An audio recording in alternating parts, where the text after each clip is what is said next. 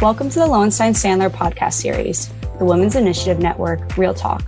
I'm Amanda Cipriano, an associate attorney and member of the Women's Initiative Network at Lowenstein-Sandler. Before we begin, please take a moment to subscribe to our podcast series at lowenstein.com/podcasts, or find us on iTunes, Spotify, Pandora, Google Podcasts, and SoundCloud. Now let's take a listen. Welcome to the Women's Initiative Network, Real Talk. I'm Rachel Dikovics, an associate in Lowenstein's white-collar criminal defense practice group. I'm Nicole Fulfree, and I'm counsel in Lowenstein's Bankruptcy and Restructuring department. I'm Megan Monson, and I'm a partner in Lowenstein-Sandler's Employee Benefits and Executive Compensation practice group. And I'm Amanda Cipriano, an associate in Lowenstein's litigation practice.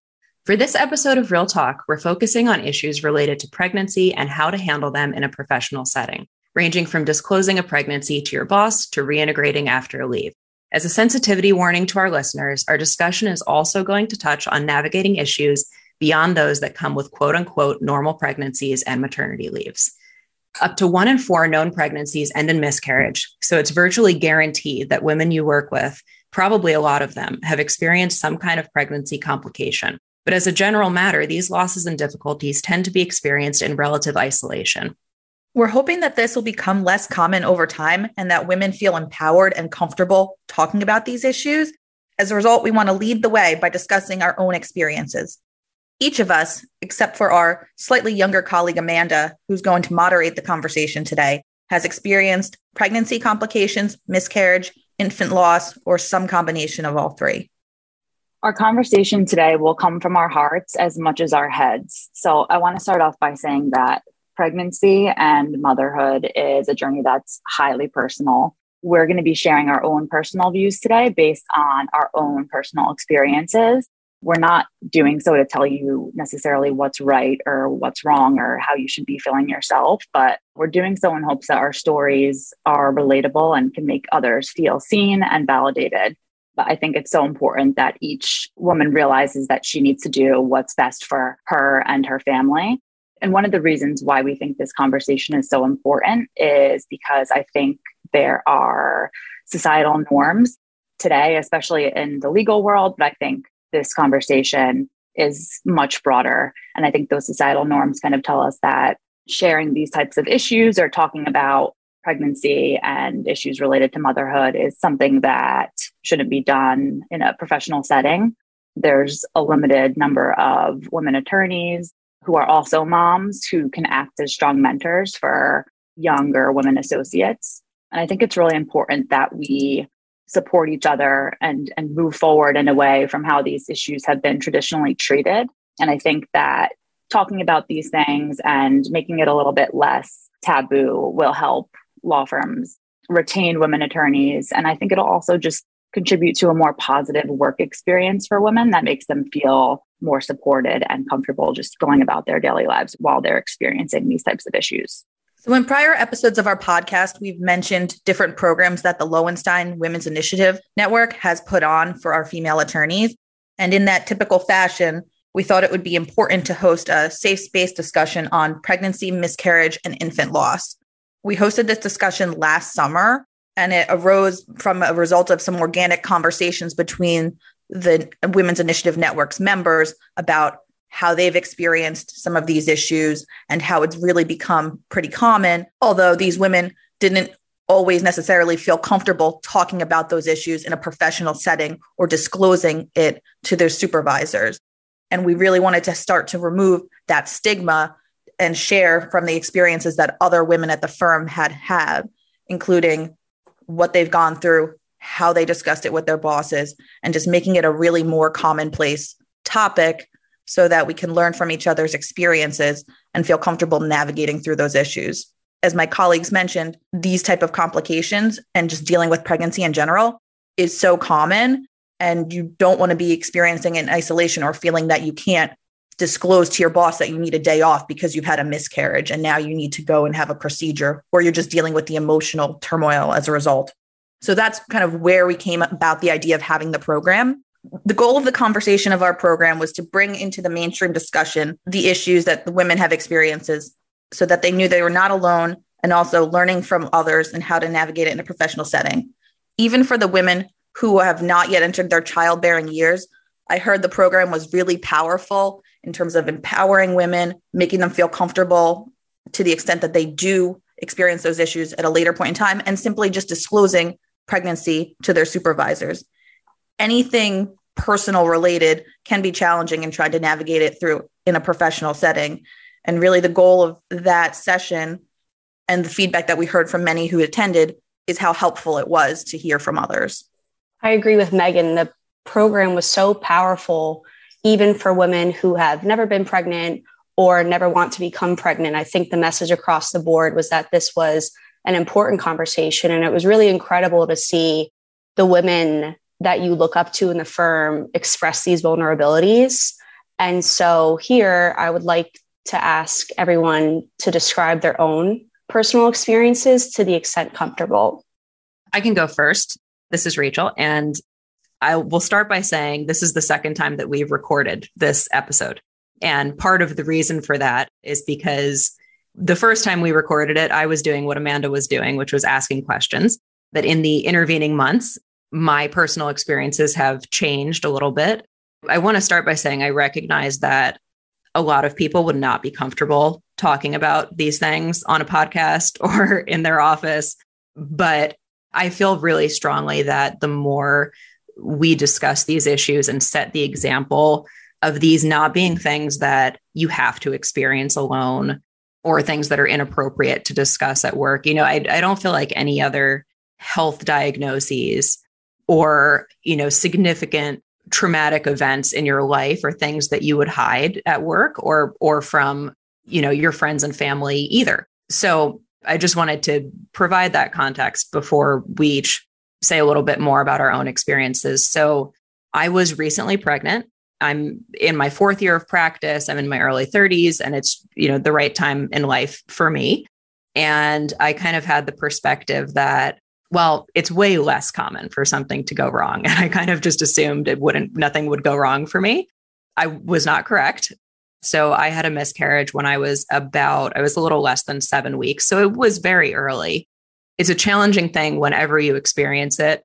I was happy that it was relatively early, but it was still really disappointing. And the kind of physical experience was a lot harder to go through than I would have anticipated. The day that it happened for me, I wouldn't have physically been able to work, even if I emotionally could have. And that really surprised me. So that was something that made it a little bit difficult to deal with because it was just sort of an unanticipated element. So I had told a few people at work that I was pregnant. I had told, my close friends and the people that I work with the most because I was pretty tired. And there were, a couple things. Amanda knew, for example, because we were out at a site visit with a client together, and there were a couple things that I wasn't really comfortable doing. And so I asked her to do it instead. And so, a few people knew.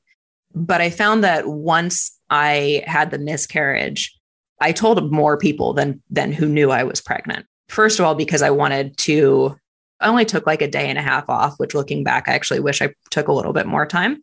But the first day that after it happened, I did take that day off. And I'm glad that I did. I think a little bit more time probably would have been better. But I also felt like I didn't really want to just sit and kind of stew about it. And I felt physically able to, go sit at my computer and get my mind off of it. So that's what I did. I have to say that I was really, really impressed with the reaction that I got from people. I obviously expected my female colleagues to be supportive and understanding, which all of them were. But I told a couple of male partners too, because I felt like they would know something was up, and I didn't really want to be like cryptic about it. I felt there was kind of no point. Some people I didn't tell explicitly, but the couple I did. And they were extremely supportive. And, both of them told me that I should take whatever time I needed. So I really appreciated that kind of understanding and empathy more than sympathy. I think that's really what actually can make you feel better in situations like that, is knowing that, you're not alone and people understand what you're going through. So yeah, I'll leave it there for now. Yeah. So Rachel, thanks so much for sharing. I know it was super difficult what you went through, but I was, being someone who was able to see it happen in real time, I was just super impressed with your willingness to share, not only with me, which I wasn't super surprised about, but with your willingness to share with our other colleagues, I think it goes a long way to achieving the purpose of what we're trying to do in this conversation. And I just think the way that you handled it was admirable. So I'll move on now to share with you guys my story. I have a 1-year-old daughter named Savannah. Other than the fact that I was pregnant for the first time in the height of a pandemic, my pregnancy was, I think, what most people would call normal at the beginning. I had pretty bad morning sickness, especially in the first trimester. I was so tired, like crazy tired, but that's just something that comes along with all pregnancies. At our 20-week anatomy scan, I was super excited because it was the first time, for whatever reason, I can't even keep track of the regulations at this point, but I think it was the first time that my husband could come with me to an appointment. So we were super excited, but the appointment didn't end up going as we thought it would.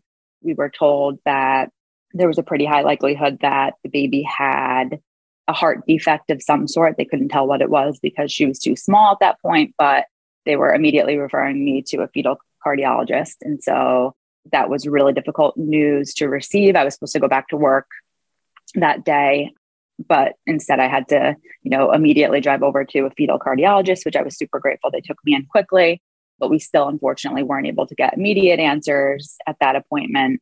And so we spent kind of the next 10 weeks trying to figure out exactly what heart defect my daughter had. And so kind of from the 20-week point on, I would say I was having a really hard time dealing with kind of, the fact that I knew that there was going to be an issue at birth. I didn't know exactly what it would be. We came to find out around 30 weeks that she has a heart defect called total anomalous pulmonary venous return, which basically meant that kind of the plumbing in her heart was mixed up. And although she was fine in utero, when she was born, her blood wouldn't be able to be oxygenated in the way that it should. And so she would need surgery pretty much immediately upon birth. And so fast forward to March of 2021, Savannah was born. She had open heart surgery at 2 days old. She was in the NICU for 24 days and had one subsequent surgery after that. But during the time of my maternity leave, and very thankful for Lowenstein's very generous policy. But during the time of my 5 to 6 month maternity leave, it was upwards of 60 doctor's appointments, constantly going to get her heart checked on and a couple of related issues, constant meetings with doctors. And her second surgery was in August. So right about the end of my maternity leave, I ended up taking 3 extra weeks unpaid, I think, because I just wanted to make sure she was settled in after her second surgery and that I could, return to work with a clear mind, that she was stable and healthy while she was in the care of her nanny. And so that's pretty much my journey from being pregnant to motherhood and returning to work. Thanks so much, Nicole, for sharing that as well. I think both the stories that you and Rachel have shared are not only empowering, but just helpful because, as we stated earlier, the hardest part about going through pregnancy or any related complication is feeling like you're doing it in isolation and that you can't talk to anyone about it because it's taboo or no one can understand. So in terms of my journey, I've been pregnant 3 times throughout the COVID-19 pandemics. All 3 pregnancies ended differently. My first pregnancy with my son, and that's the one I'm going to focus on, ended in infant loss where he passed away at 3 days old. My second pregnancy ended in a miscarriage. And my third pregnancy, thankfully, while with some complications, ended in the birth of my daughter, who's now 4 months old, healthy, thriving, great baby. So throughout my first pregnancy, as I mentioned, it was throughout the COVID-19 pandemic. And so while I had disclosed to my immediate team that I was pregnant, many that I worked with at the firm didn't know because we had transitioned to working virtually and it just didn't come up in normal conversation. So fast forward till I was about 7.5 months pregnant, and I went for what I thought would be a routine doctor's appointment. Suddenly, my blood pressure was elevated. I had some other tests that came back with some bad results, and inevitably, I was being rushed to the hospital to deliver my son about 12 weeks early. Needless to say, from a professional standpoint, nobody was expecting me to be going out on leave so soon. I hadn't yet transitioned my open matters. A lot of people I worked with didn't know I was pregnant. So it was challenging to navigate, in my own head through that aspect of it, as well as the physical aspects that now suddenly I'm giving birth to a preemie. Both the health of myself and my son is uncertain. So overall, it was a really scary time. And I would have to say I was extremely fortunate for the reaction of everybody at Lowenstein, both from the moment that I said that I was having to deliver early and everyone jumping in to transition matters and take things over so I could focus on the health of myself and my son. And just the support I got and the outpouring of love in the resulting days. As I mentioned, my son unfortunately passed away at 3 days old as a result of his prematurity and not being fully developed when he was born. But the outpouring of love that I received from people that I knew and didn't know at the firm was one of the things that got me through one of the darkest times in my life. And one of the women I worked with, Linda Bennett, who's been featured on a few episodes of our podcast previously, had started a fundraiser to create a memorial in my son's honor. And I was astounded by the support and generosity of people. And now it's become a living legacy of something that not only I can go visit in his honor, but take my daughter to. And I was amazed by the outreach of people and not only supporting me, but also sharing their stories and what they've gone through, whether it was a miscarriage, whether they had an infant loss or similar situation. And that was one of the things that helped ground me during that time when I was feeling desperate, alone, was hearing how other women in particular got through that time and learning from their tips. That was one of the things that I kept coming back to. And in transitioning back to work after, we'll say, my brief leave in terms of recovering from the actual birth process, was being able to leverage those relationships and rely upon some of the things that they did to not only help them transition back to work, but to honor their child. And then fast forward till about a year and a half later, my pregnancy with my daughter, I felt much more comfortable the second time around disclosing being pregnant and also disclosing when I started to develop some complications, sharing that with my colleagues because I knew how open and receptive people were to that type of conversation. And it really helped that when I had to leave and give birth to my daughter 2 weeks earlier than originally planned, I was able to transition much more carefully because I was so open and honest throughout the whole process. And we'll get into this in a little bit later of the discussion. But I think seeing people's reactions to what I went through made me also feel very fortunate to work in a place like Lowenstein, that it's really, you work with genuine people that you care about, but also to feel comfortable talking about these sensitive type of issues.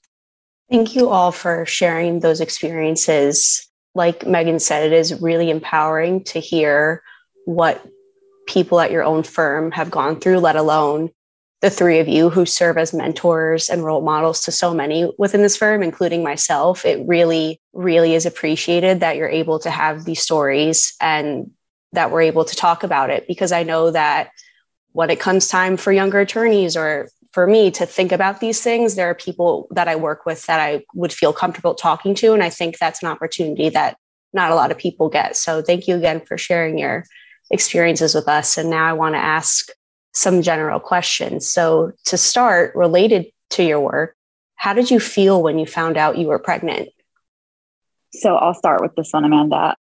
I was obviously first and foremost so excited to be pregnant, but I had definitely had some concerns with respect to work.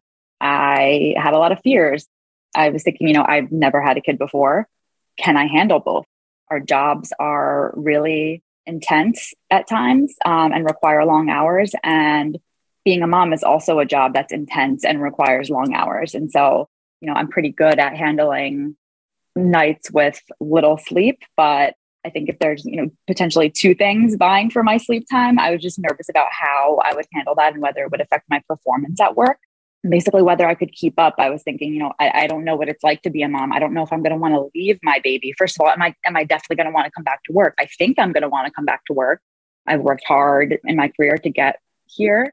But again, being a mom is such a transformative thing that I didn't know if I would feel necessarily the same way and as passionate about my career as I did before having her. I was concerned about the thought of traveling. Before the pandemic, I traveled a decent amount for work, and I didn't know how I would feel or if I would be comfortable leaving my daughter with someone else, or, if, my husband could, take the time away from work to watch her completely. I don't know how those logistics work. So those kind of logistical things were a big concern to me.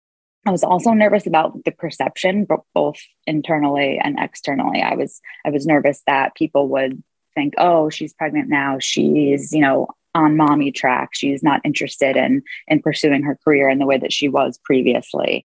I was nervous about how it would be perceived externally. Luckily, I think Zoom kind of limits the exposure from the chest down. So a lot of people couldn't tell, but I feel like in my head, I was kind of thinking like, if I'm having like a Zoom mediation or a Zoom court hearing in my head, I don't think like, to me, seeing myself as a pregnant woman, I didn't feel like I was like a super formidable adversary as a pregnant, you know what I mean? We had to ask you to stand up to give us some bump dates. Yes. And so those were all things that I was thinking about. I think as I experienced the pregnancy and becoming a mom, I found out that a lot of those things necessarily weren't true, although I think my fears were definitely well-founded and they made good sense. I was happy to find out that a lot of those things work themselves out very easily. And I think we'll talk about them, later in the episode, but I think it's fair to say that I was really scared about how becoming a mom would impact my career for sure.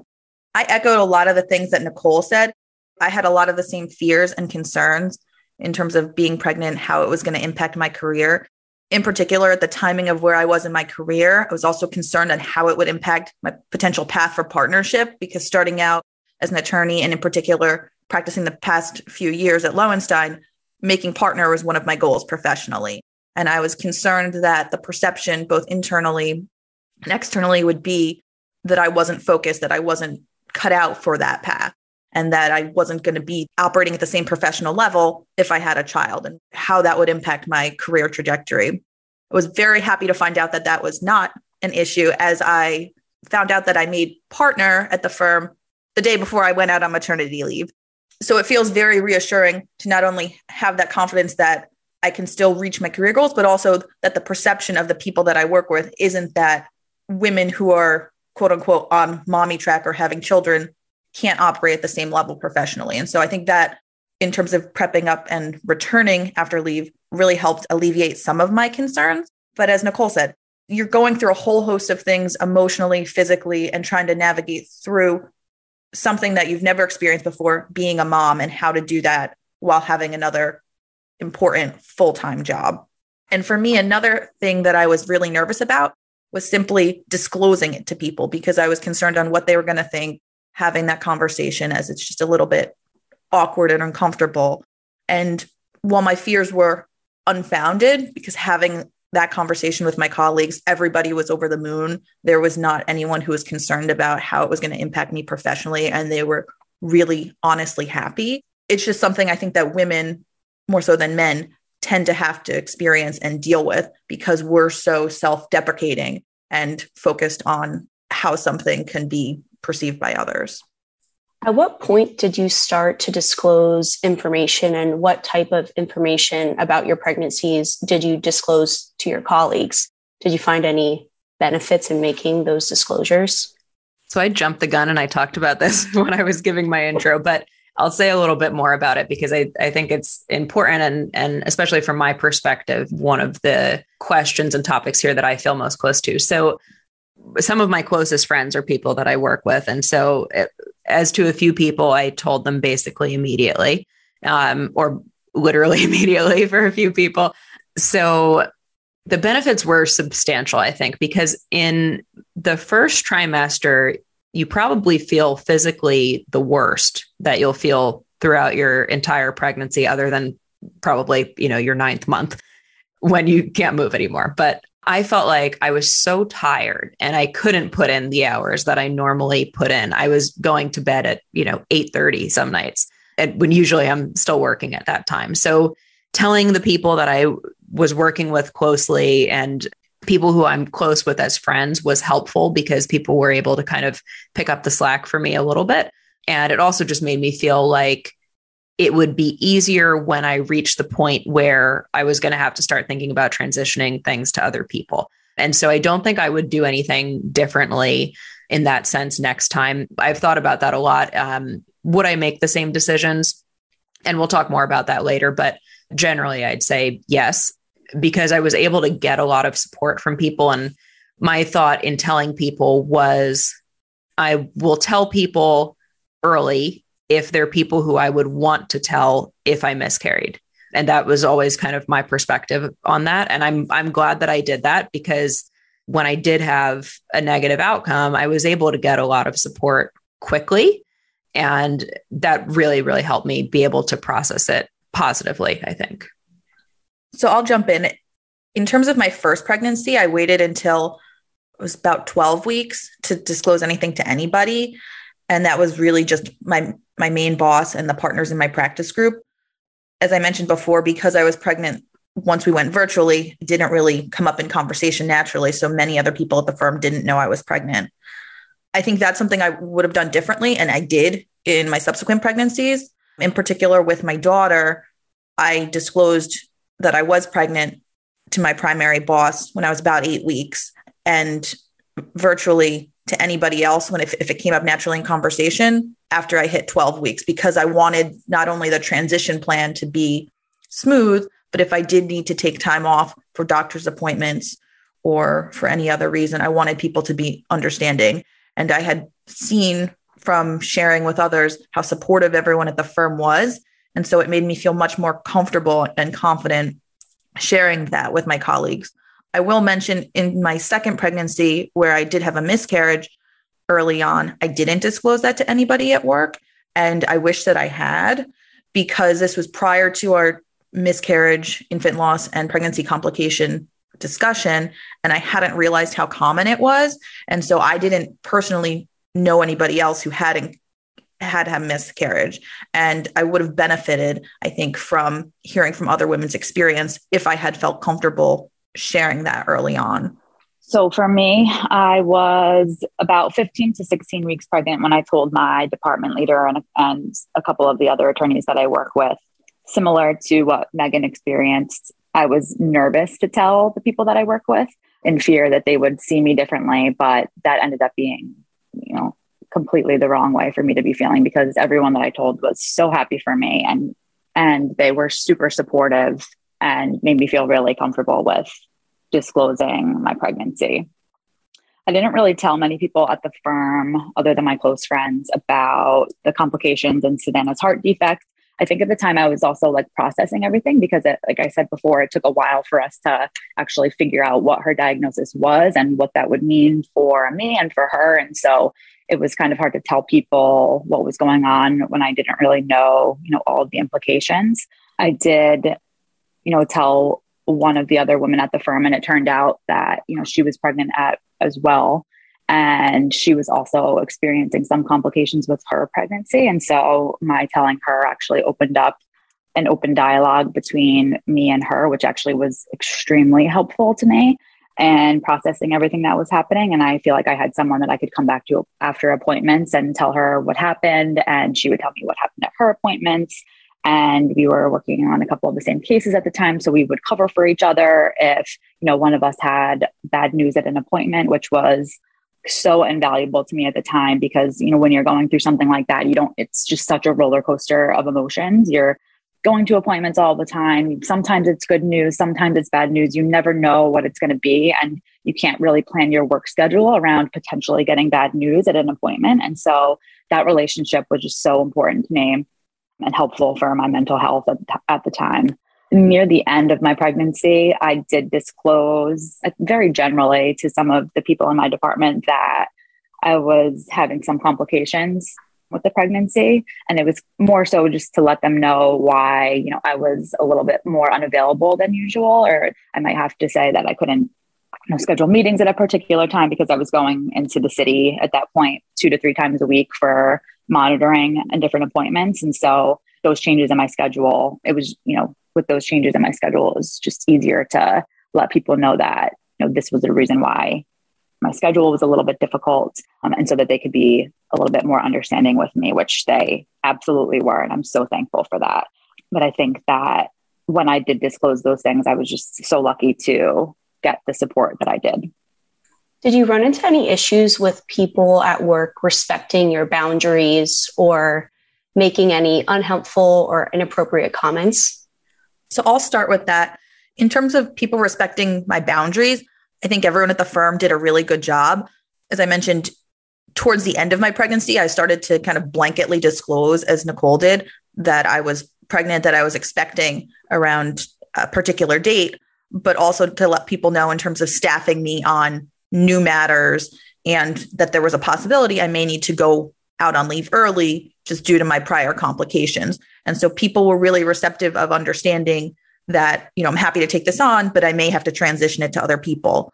Now, on the flip side, I will mention in terms of unhelpful or inappropriate comments from colleagues, in general, when I had lost my son, I think people didn't know what to say to me when I returned back to work. And so I did get some uncomfortable comments from people where they think they thought they were being helpful, but didn't really know what to say. And so trying to just navigate through that was a little bit challenging. But like anything else, you take it with a grain of salt. I think people are trying their best and just don't really know how to respond when something unexpected occurs. And so for me, I don't think I would say that I got any unhelpful or inappropriate comments or really had any issues with people respecting my boundaries. I actually had a really good experience in that sense. One kind of funny anecdote that I will tell is that during one of our department meetings, one of the partners in my group, and again, we're in Zoom world. So one of the partners in my group kind of said, "Oh, Nicole, like you're pregnant. Let's see that belly, like stand up and let's have a bump date," which was kind of what Rachel was referring to before. I'm allowed to ask. Yeah. Well, Rachel would always ask for her bump dates, but this was kind of a little bit more of a formal setting. And me personally, I actually welcomed that comment because I feel close with my group. I feel close with the person that asked. I've worked with him for, 7 years. And so I, had been cooped up in my house at that time. So I was actually kind of happy to be able to show everyone my bump, and it was completely fine given our relationship. But one thing I will say is that if you are thinking of making a comment like that, just do kind of, take a second thought about whether you're comfortable enough with your relationship with that person and whether or not it could be embarrassing for them. Again, for me, this was completely appropriate. And I think it really depends on, who you're talking to and who the audience is. I think someone else might have been a little bit put off by it, but for me, it was actually a welcome comment. So that's what I'll share on that point.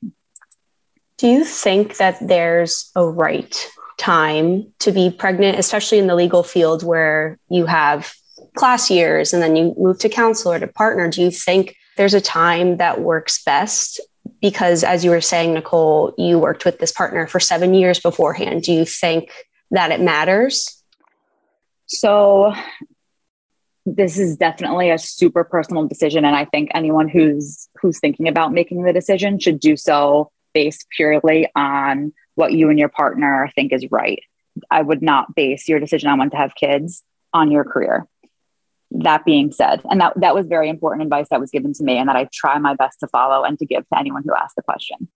That being said, I know that, what everyone is looking for is an actual answer. And so I think there's pros and cons to deciding to have a kid earlier in your career and later in your career. Some of the ones that I could think of, and others feel free to chime in. But I think, if you decide to get pregnant earlier in your career, as much responsibility as you have as an associate, your responsibility is only going to increase on your cases as you get older. And so, no offense to junior associates, but it's a little bit more easy to find someone to take over your role in the case when you are more junior. As you get older, you get more responsibility, and that becomes a little bit more difficult. I think a pro about having a child a little bit later in your career is that, depending on how long you've worked at the firm, for me personally, I was at Lowenstein for 6 or 7 years before I got pregnant. And so I felt like I had built up a nice reputation in the department and that my colleagues knew me as a hard worker. And just for me, I felt a little bit more comfortable with that being the case. And so, those are just two of the things that I feel like can go either way in that decision. But again, base it on your own personal situation and, your discussion with your partner, I think is the most important thing. Yeah, I have a lot of thoughts on this issue, actually. And part of the reason I do is twofold. First is class year does not necessarily correlate with age. For example, I'm in my 4th year of practice, but I worked for a few years between college and law school. So I'm a few years older than a lot of my colleagues who are in the same year of practice as me. And I think that's relevant because women have a biological clock that men do not have. The older you get, the riskier pregnancy becomes, especially if you want to have more than one child. I think a lot of women end up having situations where they kind of are pregnant a couple times in a row, or what seems like in a row to their colleagues probably, because at least for type A planners like me and probably everybody else on this podcast, I have like a set point age in my mind where I want to be done having children. What I would say about that is things don't always go according to plan, which I think is a theme of this discussion.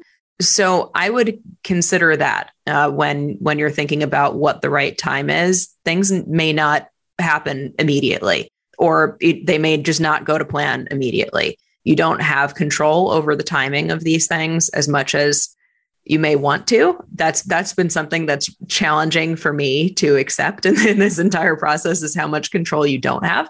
But having said that, I think I totally agree with Nicole. There are things in life that are more important than work. And I don't think that you should be planning pregnancy or having children around work.